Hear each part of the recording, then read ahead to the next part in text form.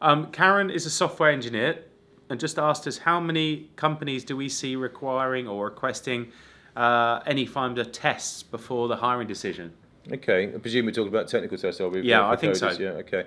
I guess so. It could be, but more behaviour. But I Yeah. suspect it's around technical tests. It seems to be more and more common, and I think it depends on the skill set. So if it's quite a rare niche skill, I think it's probably not as likely because they're going to want to speak to that person and probably make allowances for maybe people that are lesser skilled and wouldn't want to put a test in place because it might rule out people that actually could train. Yeah. And long term would be viable options.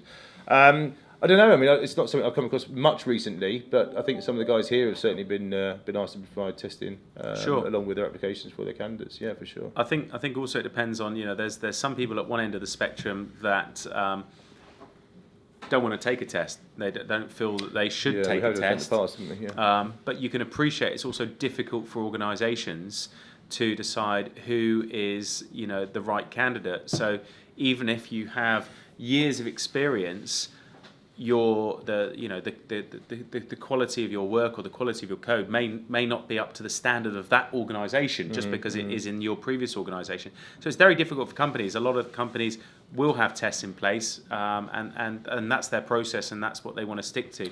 Other organisations might not have the time to do that. Yeah, and I think sometimes they're also looking at the tools you use as well, not necessarily the actual result in the coding itself. It's more about what you're using, the time you've taken to review something, the way you've described your project. And your thinking process. Exactly, and that's something we've certainly had in the past. So, yeah, I mean, I wouldn't be put off by them. They are happening, and if that role is a role you're interested in, why would you exclude yourself by not even trying? So, Absolutely. yeah, I'd say certainly get involved. Absolutely.